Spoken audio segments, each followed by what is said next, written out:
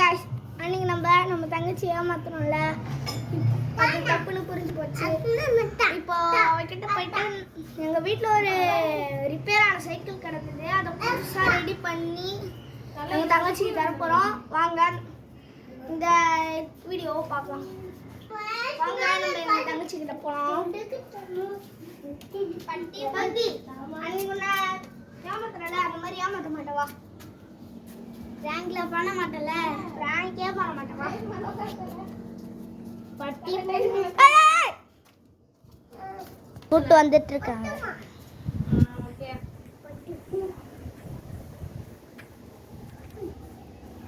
sir